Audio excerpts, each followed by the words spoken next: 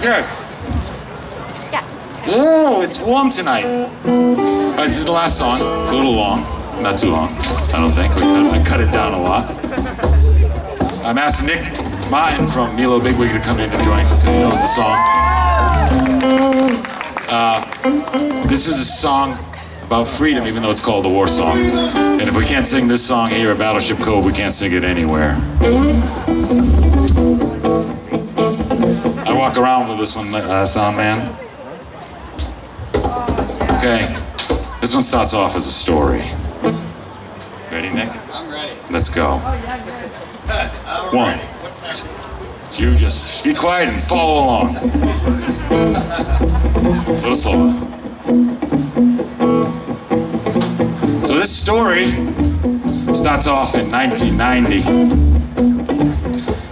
And it really, as crazy as it sounds, starts off over a golf course where they wanted to build a golf course on ancient Indian land, and the Indians still live there. So they weren't having it. So they decided to take some logs and place them over this little old service road that led to the ancient pines forest. So to the month of March, April, May, June, they manned that log. Little fire, old women, children, became a community thing. Then July came around, and a politician wanted that golf course. And he said to everybody, you guys leave, or we're gonna go to the courts, and we're gonna make the police enforce this law. Oh boy, so on July 10th that night, somehow the Mohawks got this little signal that they were being raided in the morning. We don't know where it came from.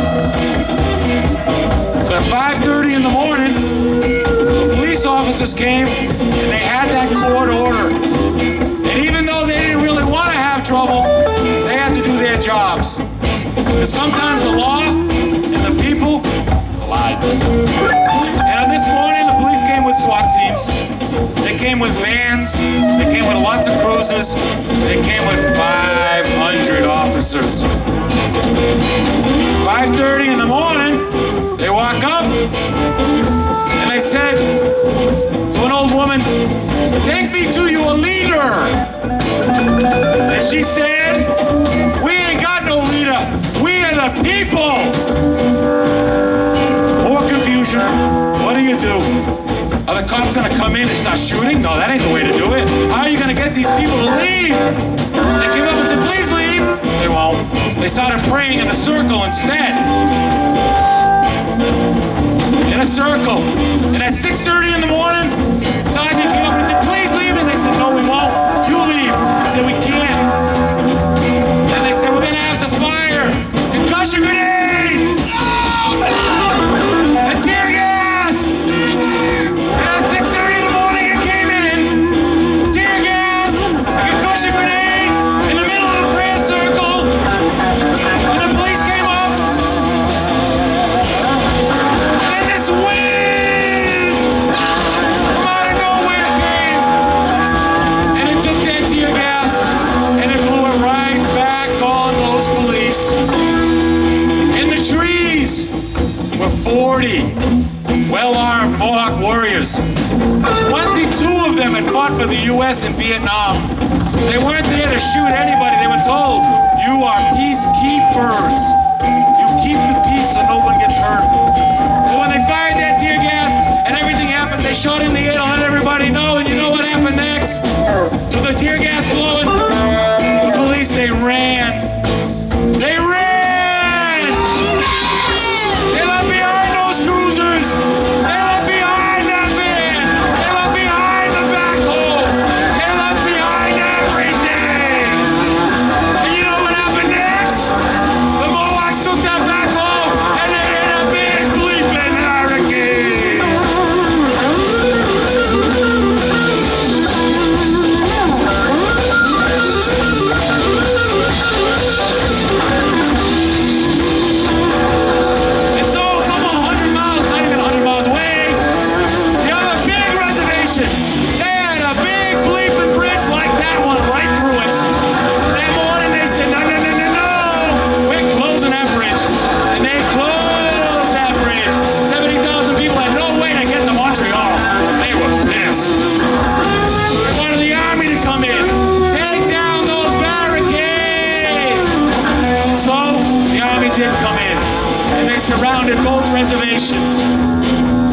couldn't get in food, couldn't get in medicine, you couldn't get in anything. But everything was fine if you watch TV. That's when I showed up. I was there to teach at the Mohawk High School, teach journalism. The story kind of happened while I was there, but I was stuck on the outside. So what did I do? I had nothing else to do. I smuggled in goods to the reservation. That's right, milk and diapers and medicine, real manly stuff, right? And we smuggled it across the river.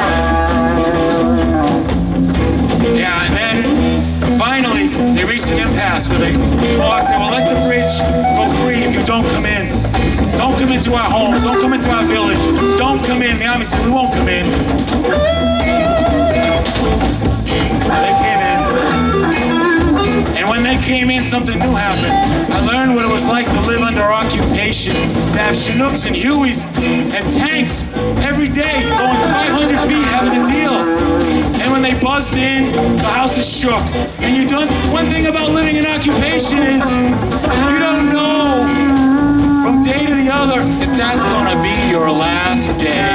It's what every soldier that served on that battleship knows. It's what every soldier that served in war knows. You don't know what's gonna happen next. So after about 3 weeks of this, on September 18th, the army made an incursion. They were coming into the heart of the village.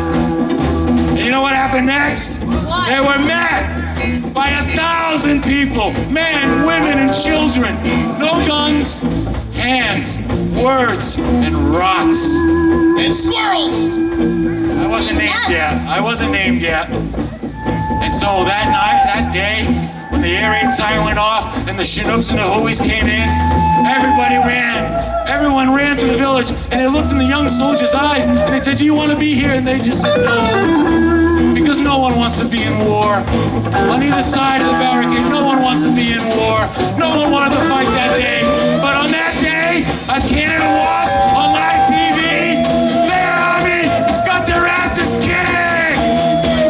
They did, by men, women, and children. And those poor soldiers on the other side, and those poor soldiers on this side of the wire, they all realized that day that there is no such thing. No such thing as a good war. The only thing that war is good for is peace. I'm gonna finish it with this. Ready? See you looking at me. I see you looking at me. What are you looking for? I ain't a little boy wondering what he's here for. Sometimes I'm nature's freaky little soldier. Shake the nuts on the trees, I do it easily. I shake the nuts on the trees, I learned they gotta walk in. I learned they gotta walk in. The summer of 1990. Yeah, we're gonna walk in. Yeah, we're gonna walk in. Yeah, we're gonna walk in. Yeah, we're gonna walk in. Yeah!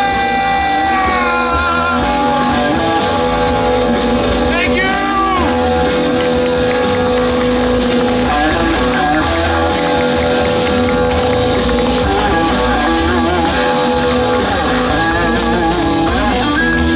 Thanks the most, Magik Squirrel, Rick Oliver!